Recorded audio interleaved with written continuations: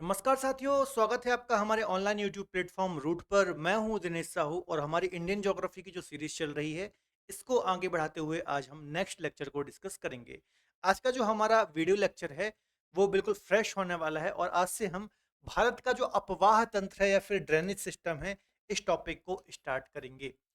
किसी भी एग्जाम की बात कर लीजिए, हर एक एग्जाम में इस टॉपिक से हमें जरूर क्वेश्चन देखने को मिलते हैं ज्योग्राफी के अंतर्गत। ठीक है, यदि हम भारत की नदियों की बात करेंगे तो हर एक एग्जाम के दृष्टिकोण से बहुत ही महत्वपूर्ण टॉपिक है और आज से हम इस टॉपिक को स्टार्ट कर रहे हैं। तो वीडियो को आप अंत तक जरूर देखिए, हमारी सीरीज को आप फॉलो जरूर कर लीजिए। आप किसी भी एग्जाम की यदि तैयारी कर रहे हैं, हर एक एग्जाम के दृष्टिकोण से ये सीरीज आपको बेनिफिशियल होने वाली है और आपका एक मजबूत फाउंडेशन तैयार करने वाली है। ठीक है, चलिए। तो भारत का जो अपवाह तंत्र है, आज से हम इसको स्टार्ट कर रहे हैं। इसके पहले हमने क्या क्या पढ़ लिया, थोड़ा सा मैं आपको बता देता हूं। भारत का सामान्य परिचय या फिर जनरल इंट्रोडक्शन ऑफ इंडिया, ये टॉपिक हमने ऑलरेडी कंप्लीट कर लिया है 4 से 5 क्लासों में। इसका हमने टेस्ट भी कंप्लीट कर लिया है। ये भी बहुत इंपॉर्टेंट टॉपिक होता है हर एक एग्जाम के दृष्टिकोण से, यहाँ से हमें एग्जाम में क्वेश्चन देखने को मिलते ही मिलते हैं। ठीक है, सेकंड हमने जो डिस्कस किया था, भारत का जो भौतिक विभाजन है। ठीक है, भौतिक विभाजन या फिर जो फिजिकल डिवीजन जिसको हम बोलते हैं, ठीक है, ये टॉपिक भी हमने कंप्लीट कर लिया है। भारत का जो भौगोलिक विभाजन है, ये हमने 6 पार्ट में डिस्कस किया था। इसके अंतर्गत उत्तर में हमने हिमालय को डिस्कस किया है ना, यहाँ पर हमने हिमालय श्रृंखला को स्टडी किया। इसके बाद हमने यहाँ पर ये वाला जो रीजन है, ठीक है, ये वाला, यहाँ पर हमने ये मैदान को डिस्कस डिस्कस किया, उत्तर का विशाल मैदान जिसको हम बोलते हैं, द ग्रेट नदर्न प्लेन जिसको हम बोलते हैं। इसके बाद इसके दक्षिण में यहाँ पर जो आप देख रहे हैं, ये वाला रीजन जो है, ठीक है, इसको हम बोलते हैं प्रायद्वीपीय पठार या फिर पेनिनसुलर प्लेट्यू। इसको भी हमने एक हफ्ते लगभग बहुत ही अच्छे से डिटेल में डिस्कस किया है। पश्चिमी घाट, पूर्वी घाट, इसके अलावा अरावली, सतपुड़ा, ठीक है, गारो खासी जयंतिया की पहाड़ियाँ, छोटा नागपुर का पठार, मालवा का पठार, महाराष्ट्र का पठार, दक्कन का पठार, सारे प्लेट्यूज और महत्वपूर्ण माउंटेन्स को हमने यहाँ पर डिटेल में डिस्कस किया है। उसके बाद हमने कोस्टल प्लेन्स को डिस्कस किया। यहाँ पर आपको पता होगा, दोनों किनारों पर, पूर्वी घाट और पश्चिमी घाट के दोनों किनारों पर आपको मैदान देखने को मिलते हैं, संकीर्ण मैदान देखने को मिलते हैं, इनको हमने डिस्कस किया था। और द्वीप, द्वीप समूह, लक्षद्वीप, अंडमान निकोबार द्वीप समूह, इसके अलावा जो अपतटीय द्वीप हैं, ऑफशोर आइलैंड है तट रेखा के पास, इनको भी हमने डिस्कस किया था। और लास्ट हमने यहाँ पर जो थार मरुस्थल है, भारत का मरुस्थलीय प्रदेश है, इसको डिस्कस किया था। ठीक है, तो इतनी चीजें हमने डिस्कस की हैं। अभी तक हमने जो भी लेक्चर कंप्लीट किए हैं, हर एक एग्जाम के दृष्टिकोण से बहुत ही महत्वपूर्ण ये सारे लेक्चर हैं। यहाँ से हमें अक्सर एग्जाम्स में क्वेश्चन देखने को मिलते हैं। ठीक है, आज से हम भारत का जो अपवाह तंत्र है या फिर ड्रेनेज सिस्टम है, इसको हम स्टडी करने वाले हैं। मतलब भारत की जितनी भी नदियां हैं, उनको हम डिस्कस करने वाले हैं। तो वीडियो लेक्चर को आप अंत तक जरूर देखिए, बहुत ही महत्वपूर्ण लेक्चर होने वाला है। ठीक है, टॉपिक को स्टार्ट करने से पहले थोड़ा सा मैं आपको अपडेट देना चाहूंगा। यदि आप हमारे साथ जुड़ करके किसी भी एग्जाम की तैयारी करना चाहते हैं, तो आप हमारी रूट एप्लीकेशन को प्ले स्टोर से डाउनलोड कर सकते हैं। यहाँ पर आपको डिफरेंट फाउंडेशन कोर्सेज मिल जाते हैं, जैसे कि आप ज्योग्राफी पढ़ना चाहते हैं, इकोनॉमी पढ़ना चाहते हैं, पॉलिटी, हिस्ट्री, रीजनिंग, मैथ्स, कोई भी इंडिविजुअल सब्जेक्ट आप पढ़ना चाहते हैं, तो आप हमारे यहाँ पर जो अलग अलग एक्सपर्ट फैकल्टी हैं अलग अलग सब्जेक्ट की, उनके साथ जुड़ करके पढ़ सकते हैं। कंबाइंड जीएस पढ़ना चाहते हैं, तो यहाँ पर जीएस का फाउंडेशन बैच आपको मिल जाता है, तो जीएस पढ़ सकते हैं। यदि आप एसएससी पढ़ना चाहते हैं, एसएससी की तैयारी करना चाहते हैं, तो एसएससी का फाउंडेशन बैच है। तो डिफरेंट फाउंडेशन बैचेस आपको यहाँ पर मिल जाते हैं, तो हमारे साथ जुड़ करके आप तैयारी भी कर सकते हैं। मुझसे ज्योग्राफी पढ़ना चाहते हैं, इंडियन ज्योग्राफी हो या फिर वर्ल्ड ज्योग्राफी हो, तो यहाँ पर आपको मेरे रिकॉर्डेड और लाइव कोर्सेज भी ज्योग्राफी के मिल जाते हैं। तो हमारे साथ जुड़ करके आप अपनी तैयारी को बहुत ही अच्छा कर सकते हैं और अपना सिलेक्शन सुनिश्चित कर सकते हैं। ठीक है, चलिए सीधे हम टॉपिक को स्टार्ट करते हैं। बहुत ही महत्वपूर्ण टॉपिक होने वाला है। क्या है टॉपिक का नाम? तो अपवाह तंत्र या फिर ड्रेनेज सिस्टम इसको हम बोलते हैं। ठीक है, अपवाह तंत्र या फिर ड्रेनेज सिस्टम इसको हम बोलते हैं। ठीक है, लिख देता हूं मैं। ड्रेन, एक मिनट रुकेगा। ठीक है, ड्रेनेज सिस्टम।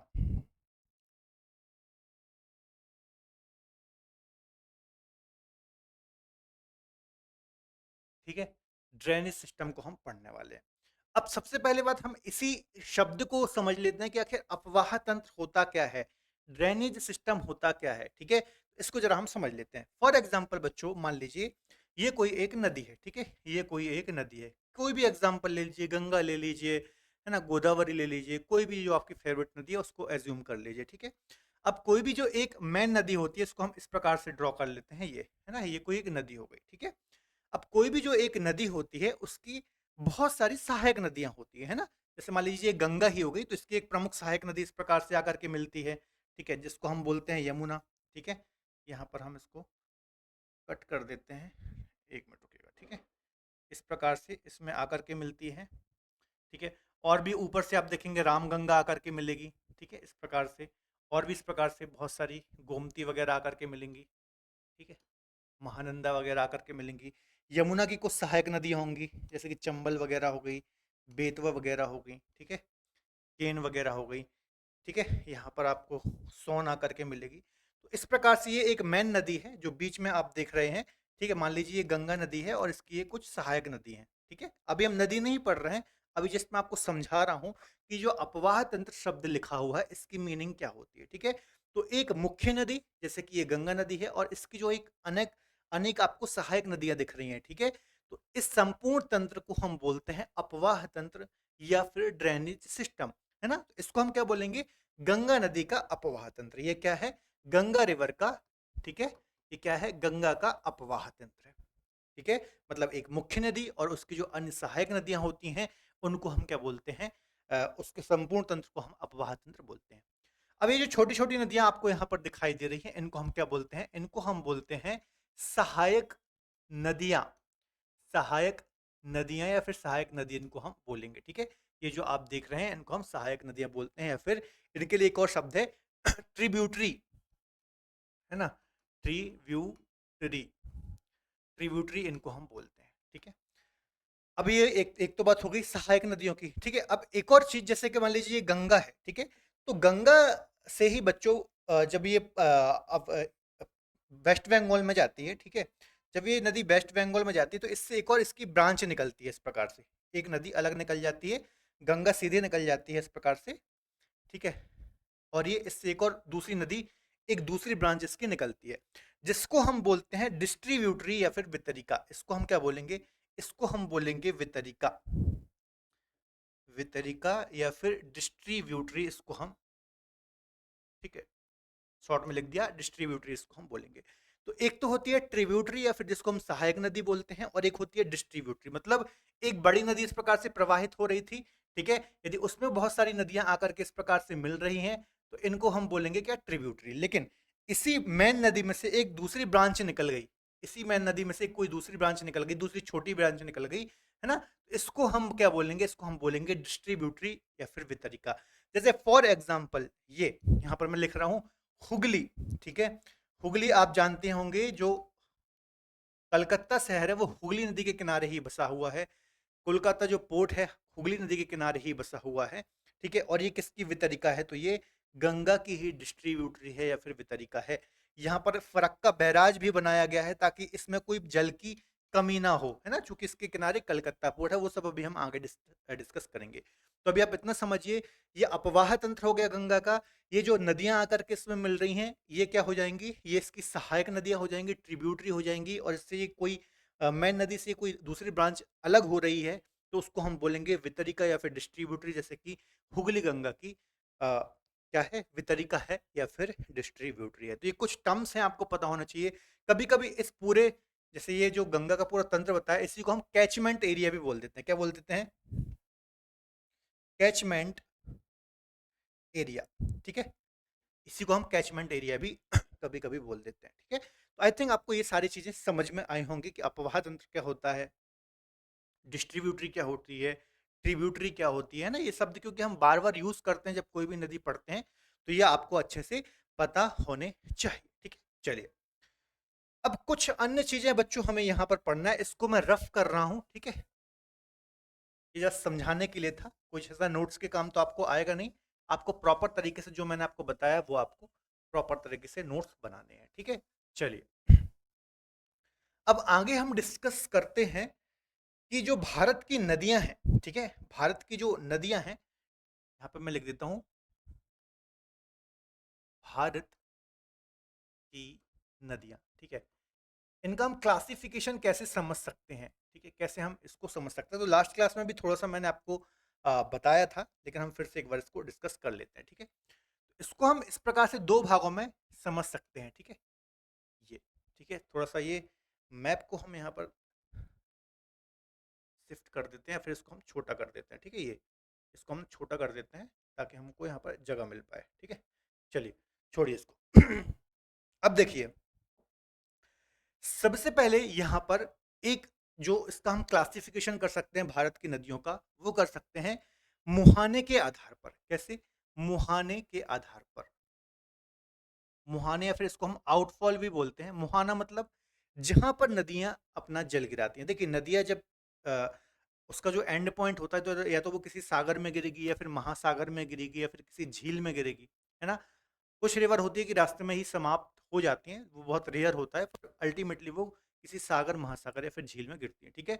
तो एक तो हमने मुहाने के आधार पर नदियों को समझ सकते हैं। अब जैसे आप देखेंगे हमारे भारत में यहाँ पर क्या है? ये वाला, ये है अरब सागर और यहाँ पर क्या है? ये है बंगाल की खाड़ी। तो या तो नदियाँ अरब सागर में गिरेंगी या तो बंगाल की खाड़ी में गिरेंगी। उनके पास 2 ही ऑप्शन है, ठीक है? तो कुछ नदियाँ हमारे यहाँ कहाँ गिरती हैं? कुछ नदियाँ हमारे भारत की गिरती हैं, यहाँ पर मैं लिख रहा हूँ अरब सागर में, ठीक है? अरब सागर और कुछ नदियाँ यहाँ पर गिरती हैं बंगाल की खाड़ी में, ठीक है? तो एक तो ये क्लासिफिकेशन हमने किया, ठीक है? समझने के लिए मैं आपको बता रहा हूँ। एक तो किया मुहाने के आधार पर ना, जो आउटफॉल है नदियों का, या तो अरब सागर में गिरेंगी यहाँ पर या तो गिरेंगी बंगाल की खाड़ी में। दूसरा डिवीजन हम कैसे कर सकते हैं? तो दूसरा डिवीजन हम कर सकते हैं इनके उद्गम के आधार पर, है ना? इनका जो उद्गम होता है, जो कोई भी नदी जहाँ से निकलती है, जो इनका ओरिजिन होता है, उस आधार पर। तो या तो नदियाँ, देखिए पूरा हम फिजिकल डिवीजन पढ़ कर के आए हैं, तो आप भारत के मैप से अच्छी तरीके से वाकिफ हो चुके होंगे, ठीक है? तो या तो बच्चों भारत की नदियाँ इस रीजन से निकलती हैं, ये वाला रीजन, ठीक है? ये पूरा हिमालय रीजन है, और या तो फिर नदियाँ यहाँ से निकलेंगी, ठीक है? यहाँ से निकलेंगी, अर्थात या तो नदी हिमालय से निकलेगी या तो नदी हिमालय से निकलेगी, ठीक है? या तो नदी प्रायद्वीपीय भारत से निकलेगी, प्रायद्वीपीय भारत से निकलेगी, ठीक है? तो 2 प्रकार से हम इसको समझ सकते हैं। तो मुहाने के आधार पर मतलब अल्टीमेटली नदी जहाँ अपना जल गिरा रही है, या तो अरब सागर में गिराएगी या तो बंगाल की खाड़ी में। कोई तीसरा ऑप्शन आपको दिख रहा है ना? मतलब मैक्सिमम भारत की नदियाँ या तो यहाँ गिरती हैं या तो यहाँ गिरती हैं, ठीक है? जैसे कि फॉर एग्जाम्पल गंगा यहाँ गिरती है, ठीक है? ब्रह्मपुत्र यहाँ गिरती हैं, और भी गंगा की बहुत सारी सहायक नदियाँ हैं, यमुना, रामगंगा, कोशी, गंडक, शारदा, ये सब गंगा में अपना जल छोड़ती हैं और फिर अल्टीमेटली ये यहाँ गिरती है। सिंधु यहाँ से निकलती है और यहाँ गिरती है, ठीक है? इसके अलावा प्रायद्वीपीय भारत के देखेंगे तो ये गोदावरी, कृष्णा, कावेरी, है ना, महानदी। इसके अलावा यहाँ पर आप देखेंगे नर्मदा, ताप्ती, ठीक है, मांडवी, ज्वारी, पेरियार, है ना, शरावती वगैरह। तो ये कुछ कहाँ गिरेंगी? अरब सागर में गिरेंगी, ठीक है? तो ये 2 ही ऑप्शन नदियों के पास होते हैं। अब इसमें कौन कौन सी नदियाँ जाएंगी, थोड़ा सा इसको भी आप समझ लीजिए, ठीक है? तो देखिए सबसे पहले यहाँ पर मुहाने के आधार पर जो नदियाँ अरब सागर में अपना जल गिराती हैं, ठीक है? तो एक तो आप सबसे पहले लिख सकते हैं नर्मदा नदी, ठीक है? ठीक है? दूसरा आप लिख सकते हैं ताप्ती नदी, ठीक है? सिंधु नदी भी देखें तो यहाँ पर ही अपना जल गिरा सकती है, इसको भी आप लिख सकते हैं, ठीक है? और भी बहुत सारी नदियाँ जैसे कि मांडवी हो जाएगी, ठीक है? मांडवी, यहाँ पर मैं लिख रहा हूँ जुआरी, शरावती, शरावती, ठीक है? पेरियार लिख सकते हैं, पेरियार लिख सकते हैं, माही लिख सकते हैं, भरत पूजा लिख सकते हैं, है ना? बहुत सारी लिख सकते हैं, लेकिन हमने ये मैंने कुछ नदियाँ यहाँ पर नोट डाउन कर दी हैं। ये कहाँ गिरती हैं? ये सब कहाँ गिरती हैं? तो ये सब अरब सागर में गिरती हैं। थोड़ा-सा मैं मैप में आपको बता देता हूँ ये सारी नदियाँ, ठीक है? ये आपको थोड़ा समझना है, ये आज हम कुछ नदियाँ नहीं पढ़ने वाले हैं, बस आपको थोड़ा मैं समझाना चाह रहा हूँ कि भारत की नदियों को आप कैसे समझ सकते हैं, ठीक है? देखिए, क्या देखा हमने? मुहाने के आधार पर या तो नदी कहाँ गिरेंगी? अरब सागर में या तो फिर बंगाल की खाड़ी में। तो अभी हमने लिखी है अरब सागर वाली। अरब सागर की कौन-कौन सी नदियाँ निकली? एक आप यहाँ पर सिंधु लिख सकते हैं। ये सिंधु यहाँ पर गिरती है कराची के पास डेल्टा बनाते हुए, ठीक है? यहाँ अमरकंटक से एक नर्मदा नदी निकलती है, खंबात की खाड़ी अरब सागर में गिरती है। एक सतपुड़ा से यहाँ पर बैतूल से ताप्ती नदी निकलती है। यहाँ से ही माही नदी आती है, ठीक है? यहाँ पर आप देखेंगे मांडवी, ज्वारी नदी यहाँ पर बहती हैं 2, ठीक है? पेरियार यहाँ बहती है, भरत पूजा यहाँ पर बहती है, ठीक है, एक शरावती नदी भी यहाँ पर बहती है। तो ये कुछ वेस्टर्न घाट की नदियाँ हैं छोटी-छोटी, है ना? ये जो मैंने आपको बताई मांडवी, ज्वारी, पेरियार और ये ताप्ती और नर्मदा, ये बहुत ही महत्वपूर्ण नदियाँ हैं, ठीक है? ये कुछ हो गई। अब यहाँ पर यदि हम देखेंगे बंगाल की खाड़ी में गिरने वाली नदियाँ, तो बंगाल की खाड़ी में कौन-कौन सी नदियाँ गिरती हैं, इनको भी ज़रा हम एक बार नोट डाउन करते हैं। तो एक नदी आप लिख सकते हैं, सबसे पहली बात गंगा, ठीक है? मुहाने के आधार पर। फिर एक हम लिख सकते हैं, ठीक है, मेन-मेन नदियाँ निकल रहे हैं लिख रहे हैं हम, जिनका ओरिजिन भारत से ही होता है, ठीक है? गोदावरी आप यहाँ लिख सकते हैं, गोदावरी यहाँ पर आप लिख सकते हैं, कृष्णा आप लिख सकते हैं, मेन-मेन लिख रहा हूँ मैं, कावेरी आप लिख सकते हैं, ठीक है?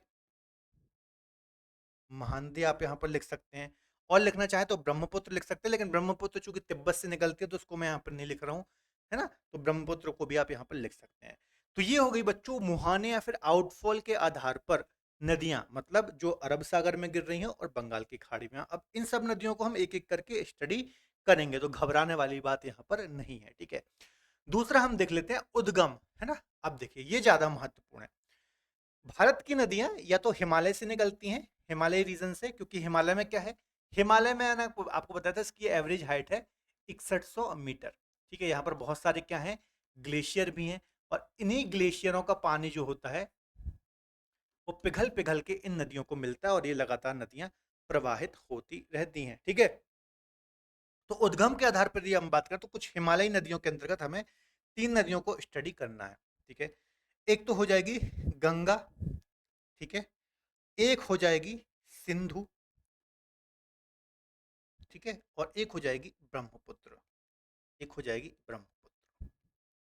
अब यहाँ पर सिर्फ तीन नदियां क्यों लिखा मैंने, इन तंत्र जोड़ दीजिए यहाँ पर, गंगा नदी तंत्र, सिंधु नदी तंत्र और ब्रह्मपुत्र नदी तंत्र, क्योंकि हिमालय की नदियों के अंतर्गत इन तीन नदियों को ही हमें पढ़ना है, और बाकी सब इनकी ही सहायक नदी आपको देखने को मिलेगी। जैसे गंगा यहाँ से निकलती है तो यमुना इसकी सहायक नदी है, रामगंगा, कोशी, महानंदा, गंडक, शारदक अल्टीमेटली इसका ही इनकी ही ट्रिब्यूटरी है, या फिर इसके ही अपवाह तंत्र का हिस्सा है। सिंधु की यदि आप बात करेंगे तो आप देखेंगे यहाँ पर व्यास हो गई, सतलज हो गई, चेनाब हो गई, झेलम हो गई, ये सभी इसका ही क्या है, हिस्सा है। ब्रह्मपुत्र की आप बात करेंगे तो कोई बहुत ज़्यादा सहायक नदी मैन मैन इसकी नहीं है, तो जो भी है तो हम उस लेक्चर में डिस्कस कर लेंगे, ठीक है? तो हिमालयी नदी तंत्र के अंतर्गत ये तीन मुख्यतः नदी तंत्र आते हैं। अगला है प्रायद्वीपीय भारत से जो निकलती है, मतलब इस रीजन से जो नदियां निकलती हैं, तो यहाँ पर भी आप लिख सकते हैं सेम गोदावरी, ठीक है? जो कि गोदावरी प्रायद्वीपीय भारत की सबसे महत्वपूर्ण नदी है, ठीक है? फिर यहाँ पर आप नर्मदा को भी लिख सकते हैं, ठीक है? यहाँ पर नर्मदा को भी आप लिख सकते हैं। फिर गोदावरी हो गई, नर्मदा हो गई, कृष्णा हो गई, ठीक है? कावेरी हो गई, ताप्ती हो गई, ठीक है? महानदी हो गई, बहुत सारी नदियां आप लिख सकते हैं, बस आपको समझना है, ठीक है? अब क्या होता है, कई बार यहाँ पर जो प्रायद्वीपीय भारत की नदियां हैं ना बच्चों, इसमें डिवीजन कर दिया जाता है ना, कई जो अलग अलग बुक में अलग अलग टाइप से मिलता है, ये बस हमें समझने के लिए है। अब यहाँ पे जो से हमने किया हिमालयी नदियां और प्रायद्वीपीय भारत की नदियां, तो अब कई लोग क्या करते हैं, इस प्रायद्वीपीय भारत की नदियों को दो भागों में डिवाइड कर देते हैं, एक तो अरब सागर में गिरने वाली और एक बंगाल की खाड़ी में गिरने वाली, है ना? ऐसा भी कई बार लोग अलग अलग प्रकार से डिवीजन करते हैं, तो इस प्रकार से हमने डिवीजन को समझा है, तो इससे आपको समझ में आ रहा होगा कि किस प्रकार से हम भारत की नदियों को यहाँ पर समझ सकते हैं, इनका क्लासिफिकेशन कर सकते हैं, ठीक है? तो आई थिंक आपको ये सब चीजें एक रफ आइडिया आपको हो गया होगा, ठीक है? कि तो अब एक एक करके हम इन सभी नदियों को डिटेल में डिस्कस करेंगे। इनको हमें कैसे पढ़ना है, सबसे पहले हम पढ़ेंगे ये इस आधार पर, तो सबसे पहले हम पढ़ेंगे हिमालयी नदियों को, है ना? हिमालयी नदियों को पढ़ेंगे, अर्थात गंगा, सिंधु और ब्रह्मपुत्र नदी तंत्र को पढ़ेंगे। फिर हम पढ़ेंगे प्रायद्वीपीय भारत की नदियों को। अब प्रायद्वीपीय भारत में भी पहले हम पढ़ेंगे अरब सागर में गिरने वाली नदियों को, और फिर बंगाल की खाड़ी में गिरने वाली नदियों को, ठीक है? एक और डिवीजन मैं आपको बता ही देता हूँ लगे हाथों, ठीक है? एक तो नदियों को इस प्रकार से, ठीक है? ये हो गई भारत की नदियां। एक तो आपने यहाँ पर लिख दिया हिमालयी नदियां, ठीक है? यहाँ पर हिमालयी नदियां लिख दिया आपने, ठीक है? और एक आपने यहाँ पर लिख दिया प्रायद्वीपीय प्रायद्वीपीय भारत की नदियां, ठीक है? अब हिमालयी नदियों में वही आपको तीन लिखना है, सिंधु नदी तंत्र, गंगा नदी तंत्र और ब्रह्मपुत्र नदी तंत्र, ठीक है? अब देखिए यहाँ पर प्रायद्वीपीय, क्योंकि आप देखिए भारत का मैप यदि आप देखेंगे, यहाँ पर मैं यदि भारत का एक छोटा सा मैप बना दूं, ये ठीक है, ये भारत का मैंने ये मैप बना दिया है ना। तो प्रायद्वीपीय भारत की ही मैक्सिमम नदियां, मतलब एक सिंधु ही यहाँ पर गिरती है, बाकी तो गंगा ब्रह्मपुत्र वहां पर ही गिरती है। तो ये प्रायद्वीपीय भारत है हमारा पूरा, ठीक है। और ये कुछ नदियां अरब सागर में गिरती हैं, कुछ बंगाल की खाड़ी में गिरती है। तो इस प्रायद्वीपीय भारत में हम कुछ लिख सकते हैं अरब सागर में गिरने वाली नदियां, ठीक है। और यहाँ पर लिख सकते हैं बंगाल की खाड़ी में गिरने वाली नदियां, ठीक है। अब वही लिख सकते हैं आप, यहाँ पे फिर से मैं लिख देता हूँ, नर्मदा लिख सकते हैं आप यहाँ पर, ठीक है। ताप्ती यहाँ पर आप लिख सकते हैं, मांडवी यहाँ पर आप लिख सकते हैं, ठीक है। जुआरी यहाँ पर आप लिख सकते हैं, भरत पूजा यहाँ पर आप लिख सकते हैं। बहुत सारी नदियां हैं, हम सब एक एक करके पढ़ेंगे। माही आप यहाँ पर लिख सकते हैं, ठीक है। बंगाल की खाड़ी में आप लिख दीजिए गोदावरी, कृष्णा, ठीक है। अब ये प्रायद्वीपीय भारत की बात कर रहे हैं, तो यहाँ पर गंगा मत लिख दीजिएगा, ठीक है। कृष्णा, कावेरी, महानदी, क्योंकि ये सब हम पढ़ कर के आए हैं बच्चों, प्रायद्वीपीय भारत क्या है, हिमालय क्या है, तो आपको एक अंडरस्टैंडिंग हो गई।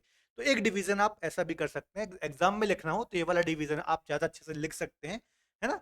कम टाइम भी लगेगा और बहुत अच्छे से आप इसको समझा सकते हैं। और एक डिवीजन आप ऐसे भी समझ सकते हैं, जैसा आपको अच्छा लगे। दोनों ही सही है, कोई दिक्कत नहीं है, पर इसको आप प्रेफर कर सकते हैं कि आपको यदि मान लीजिए आंसर राइटिंग में आ गए, तो इसको आप आसानी से समझा सकते हैं एग्जामिनर को, और लिख सकते हैं। क्लियर है इतना, आई थिंक आपको समझ में आ गया होगा, ठीक है। अब कुछ चीजें और हम समझ लेते हैं, जैसे कि देखेंगे एक शब्द आपको मिलेगा पूर्ववर्ती नदियां, है ना। पूर्ववर्ती नदियां क्या होती हैं, ठीक है। तो देखिए पूर्ववर्ती नदियों की यदि हम बात करें तो इसकी जो डेफिनेशन है वो ये है कि ऐसी नदियां जो अपना रास्ता स्वयं बनाती हैं, ठीक है। जो नदियां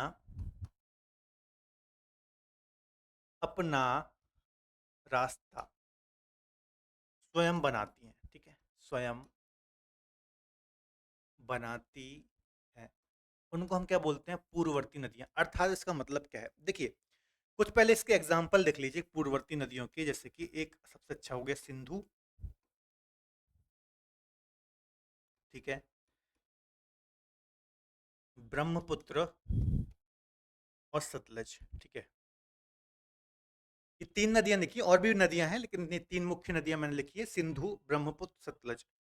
ये जो नदियां हैं ये पूर्ववर्ती नदियों का उदाहरण है। जैसे कि फॉर एग्जांपल यहाँ पर एक मानसरोवर झील है, यहाँ से सिंधु निकलती है इस प्रकार से, यहाँ से सतलज निकलती है, और यहाँ से इस प्रकार से ब्रह्मपुत्र निकलती है, ठीक है। अब ये पता है कौन सा रीजन है, तिब्बत रीजन है ना। और यहाँ पर क्या है, यहाँ पर आपको हिमालय देखने को मिलेगा, ठीक है।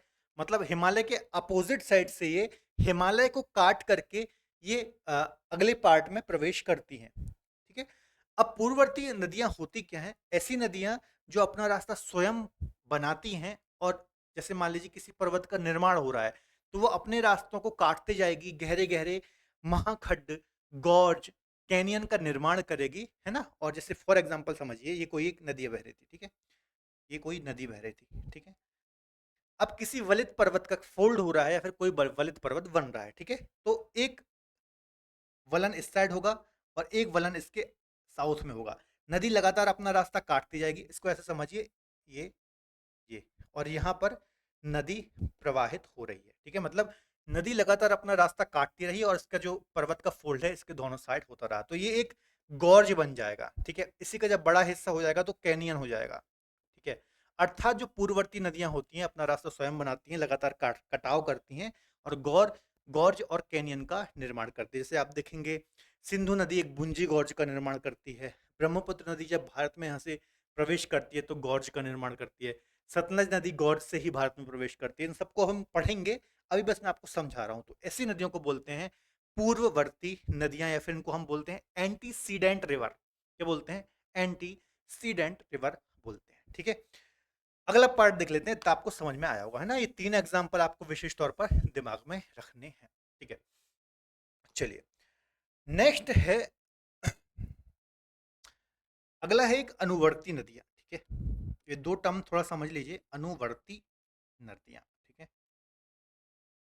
ये अपना रास्ता स्वयं बनाती हैं, लगातार कटाव करती हैं। अनुवर्ती नदियां क्या होती हैं, तो ऐसी नदियां जो ढाल का अनुसरण करते हुए प्रवाहित होती हैं। ठीक है, इसको लिख लेता हूं मैं। ढाल का अनुसरण करते हुए प्रवाहित होती। मतलब मान लीजिए कुछ ऐसा ढाल है ना? अब ये ढाल है तो नदी इसी का अनुसरण करते हुए लगातार ऐसे ही प्रवाहित होगी। ठीक है, तो इसको हम बोलेंगे अनुवर्ती नदियां। अनुवर्ती नदियां है ना, जैसे कि फॉर एग्जांपल जो प्रायद्वीपीय भारत की नदियां हैं, गोदावरी, कृष्णा, कावेरी, महानदी, है ना। अब हमने डिस्कस किया था प्रायद्वीपीय भारत का ढाल कैसा है, कुछ इस प्रकार से है ना। तो सारी नदियां पूर्व की ओर ही प्रवाहित होती है, तो उसका रीजन क्या है कि ये अनुवर्ती नदियां हैं, ढाल का अनुसरण करते हुए प्रवाहित होती हैं। ठीक है, तो ये दो और भी टर्म्स बहुत सारे होते हैं, लेकिन ये मेन टर्म्स मैं आपको समझा रहा हूँ, पूर्ववर्ती नदियां और अनुवर्ती नदियां क्या होती हैं। ठीक है, जो नदियां अपना स्वयं रास्ता बनाती हैं, पर्वतों का कटाव करती हैं, गॉर्ज कैनियन का निर्माण करती हैं, उनको हम पूर्ववर्ती नदियां बोलते हैं। और जो नदियां ढाल के अनुरूप बहती हैं, अनुसरण करते हुए प्रवाहित होती हैं, उनको हम अनुवर्ती नदियां बोलते हैं। क्लियर है? आई थिंक आपको चीज़ें बहुत अच्छे से समझ में आई होंगी। कुछ बेसिक चीज़ों के बारे में आज के लेक्चर में हमने डिस्कस किया है, जैसे कि नदियों का हमने क्लासिफिकेशन समझा, अपवाह तंत्र को हमने समझा, कैचमेंट एरिया को समझा, ट्रिब्यूटरी को समझा, डिस्ट्रीब्यूटरी को समझा, पूर्ववर्ती नदियां, अनुवर्ती नदियों को हमने समझा। इसके अलावा एक और चीज समझ लीजिए, यहाँ पर जो हमने बच्चों क्लासिफिकेशन किया था, है ना, यहाँ पर देखिए क्लासिफिकेशन किया है, एक तो हिमालयी नदियां, ठीक है, और एक तो प्रायद्वीपीय भारत की नदियां। ठीक है, इसी क्लासिफिकेशन को आप याद रखिए, सिंपल है ना, कंफ्यूजिंग नहीं है। ठीक है, ये थोड़ा सा कई बार बच्चे कंफ्यूज हो जाते हैं इसमें। ठीक है, ये वाला आप ध्यान में रखिए। अब जो हिमालयी नदियां होती है ना बच्चों, ये सदावाहिनी होती है। ठीक है, सदावाहिनी नदियां होती हैं। क्यों, उसका रीजन क्या है? क्योंकि इनको जो जल मिलता है वो ग्लेशियर से मिलता है। ग्लेशियर, ग्लेशियर मतलब आप समझते हैं ना कि ऊंचे ऊंचे जो पर्वत पहाड़ होते हैं, है ना, वो हमेशा क्या होते हैं, उसके जो शिखर होते हैं बर्फ से जमे हुए होते हैं ना, बर्फ की चट्टानों से ढके हुए होते हैं, उनको ही हम ग्लेशियर बोलते हैं। और इन्हीं ग्लेशियर से किसी रिवर को लगातार पानी मिलता रहता है। ठीक है, इस कारण से ये वर्ष भर जो नदियां रहती हैं इनमें जल होता है, जल की कोई कमी नहीं होती, क्योंकि वो ग्लेशियर तो पिघलेंगे नहीं, है ना, मतलब थोड़ा थोड़ा पिघल रहे हैं और उस नदी को पानी मिल रहा है, तो ये साल भर बढ़िया बहती हैं, इनमें पानी की कमी नहीं होती। जबकि जो प्रायद्वीपीय भारत की नदियां हैं, ये मॉनसून पर निर्भर करती हैं। कैसे, किस पर निर्भर करती हैं? मॉनसून, है ना, मॉनसून पर निर्भर करती हैं। मतलब जब वर्षा होगी तो इनमें अच्छा पानी होगा, नहीं तो कुछ कुछ नदियां, सभी तो नहीं, बड़ी नदियां तो नहीं, लेकिन कुछ कुछ नदियां क्या होता है, जब ग्रीष्म ऋतु पड़ती है तो ये सूख जाती हैं, है ना, ग्रीष्म ऋतु में सूख जाती हैं, क्योंकि ये मानसून पर ही डिपेंड करती हैं। ठीक है, तो एक ये पॉइंट भी दिमाग में रखिएगा कि हिमालय, क्योंकि कभी मान लीजिए आ गया हिमालयी नदियों और प्रायद्वीपीय भारत की नदियों में अंतर बताइए, तो आप ये सारे पॉइंट यहाँ पर डिस्कस कर सकते हैं। ठीक है, तो आई थिंक आपको ये सारी चीजें समझ में आई होंगी, कुछ बेसिक पॉइंट के बारे में हमने डिस्कस किया है। अब हम क्या करेंगे, यहाँ से पढ़ना स्टार्ट करेंगे हिमालयी नदियों से, और सबसे पहले हम गंगा नदी को पढ़ेंगे, फिर सिंधु को पढ़ेंगे, फिर ब्रह्मपुत्र को पढ़ेंगे। ठीक है, उसके बाद फिर हम यहाँ पर प्रायद्वीपीय भारत में आएंगे, तो पहले हम अरब सागर की नदियों को पढ़ेंगे, और फिर हम यहाँ पर बंगाल की खाड़ी की नदियों को स्टडी करेंगे, और ऐसे करके एक एक नदियों को हम डिटेल में डिस्कस करेंगे। नदियों को भी हम कैसे पढ़ेंगे, जैसे आप गंगा नदी तंत्र को हम डिस्कस करेंगे। ठीक है, गंगा नदी तंत्र को हम डिस्कस करेंगे, तो गंगा और उसकी जितनी भी सहायक नदियां हैं उन सभी को हम एक ही लेक्चर में पूरा डिस्कस करेंगे। एक ही लेक्चर से मतलब ये है कि गंगा नदी तंत्र का जो पूरा लेक्चर होगा उसमें ही हम उसकी सहायक पूरी ट्रिब्यूटरी को हम डिस्कस कर लेंगे। मतलब कोई भी नदी जब हम पढ़ेंगे तो उसका अपवाह तंत्र पढ़ेंगे। क्या पढ़ेंगे? अपवाह तंत्र। ठीक है, और यही नदियों को पढ़ने का सही तरीका है। ठीक है, इस हिसाब से हम पढ़ने वाले हैं। कल हम गंगा नदी तंत्र को डिस्कस करेंगे। तो आज का लेक्चर हम यहाँ तक ही रखते हैं। आई थिंक आपको आज का लेक्चर समझ में आया होगा। आज का लेक्चर मैंने को बिल्कुल बेसिक रखा है ताकि आपको एक अंडरस्टैंडिंग बने नदियों को समझने के लिए। अगले लेक्चर से हम प्रॉपर एक एक नदी को स्टडी करेंगे। तो वीडियो लेक्चर कैसा लगा कमेंट बॉक्स में जरूर बताइए। वीडियो लेक्चर पसंद आता है तो प्लीज़ वीडियो को लाइक करें, इसके अलावा अपने दोस्तों के साथ शेयर जरूर करें। मिलेंगे अगली बेहतर लेक्चर में, तब तक अपना ख्याल रखिए और पढ़ते रहिए। बाय बाय, टेक केयर, जय हिंद।